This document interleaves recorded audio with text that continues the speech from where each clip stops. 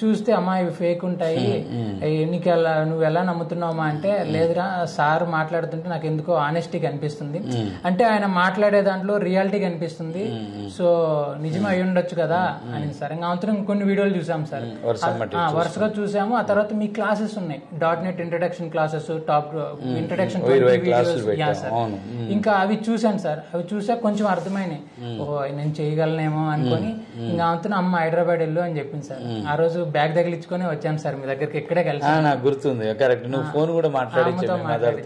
కలిసిన తర్వాత మీరు డెమోగ్రామ్ ఉన్నారు, నెక్స్ట్ డే డెమోకి వచ్చా, లక్ష్మి మేడం డెమోగ్రామ్ ఉన్నారు. ఆ డెమోలో చాలా రియాలిటీగా అనిపించింది సార్, రియాలిటీగా అనిపించింది. మీరు చెప్పే విధానానికి అడిక్ట్ అయిపోయాను సార్, అంటే రియాలిటీగా అనిపించింది సార్, మీ కళ్ళల్లో ఆనెస్టీగా అనిపించింది సార్, ఫ్రాంక్ గా చెప్తున్నాను. ఇంకా అవుతున్న అమ్మకు ఫోన్ చేశాను సార్, అమ్మా సార్ నువ్వు చెప్పినట్టు జెన్యునే రియాలిటీగానే ఉన్నారు, నేను జాయిన్ అవుతానమ్మా అంటే, సరే జాయిన్